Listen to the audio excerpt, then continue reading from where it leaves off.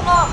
আমাকে নিয়ে কোনো গবেষণা করে দাদা কইটা হইলেন আমি বললাম রাষ্ট্রপতি পদপ্রার্থী নির্বাচনের পক্ষে গণতন্ত্রের পক্ষে ভোটাধিকারের পক্ষে তবে ওই 2 মাসের ভিতর তড়িঘড়ি নির্বাচনে আমি সংস্কারের পক্ষে আপনারা অনেকে সরান যে আমি ডক্টর ইউনূসের বিরুদ্ধে ষড়যন্ত্র করি ভুল ও দাদা আমি সংস্কারের পক্ষে আমি ডক্টর ইউনূস সাহেবকে বারবার বলি সাদাবাজ দপ্তর হবে সরকার দপ্তর হবে টেন্ডারবাজ দপ্তর হবে দুর্নীতিবাজ দপ্তর হবে দুর্নীতি দপ্তর হবে যারা সংস্কারে বাধা দেয় দুষ্কৃতিকারী যারা দেশ নিয়ে ষড়যন্ত্র করে তাদের দপ্তর এই সোজা কথা কও এই সুদা হ্যাঁ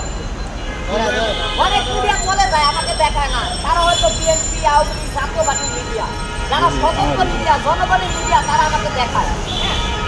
এখন কথা হলো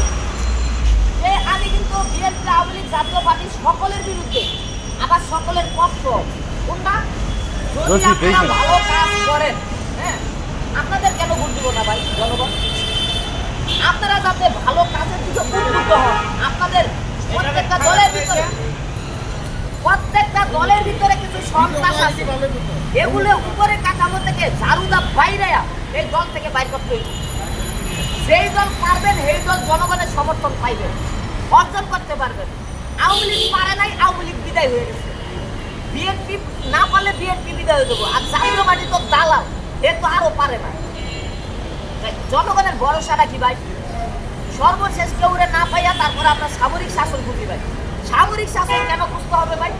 সেনাবাহিনীর শাসন কি আমাদের জন্য উপকারী গুন্ডাতন্ত্র মাফিয়াতন্ত্র যখন বাইরে যায় আগে মাফিয়াতন্ত্র ছিল এখন মাফিয়াতন্ত্র নাই এখন হয়তো একটু সন্ত্রাসতন্ত্র আছে হয়তো এটা গুন্ডাতন্ত্র চলে যেতে পারে পরিবারতন্ত্র ছিল এখন পরিবারতন্ত্র নাই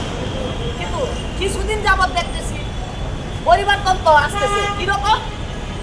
জাতীয় পার্টি বিএনপি বিভিন্ন বড় বড় দলে 4বারের এমপি হয়েছে ভাই 4বারের যে আওয়ামী লীগ এরকম ছিল ভাই 4বারের এমপি হয়েছে তুমি আবার কেন এমপি পাচ্ছি ওই এলাকায় আরেকজন এমপি নাই বিএনপির ভিতরে জাতীয় পার্টির ভিতরে আরেকজন এমপি নাই এই মানে পরিবারতন্ত্র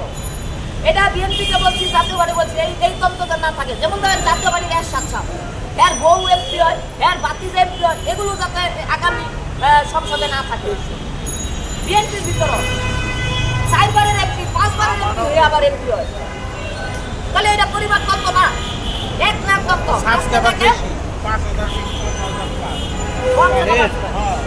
আপনারা দেখেন পরিবারতন্ত্রের কথা বললেন আপনারা খেয়ে বাঁচান আপনি মনে করেন জিএম কাদের ধরে জিএম কাদের আপনার প্রধানমন্ত্রী হতে চান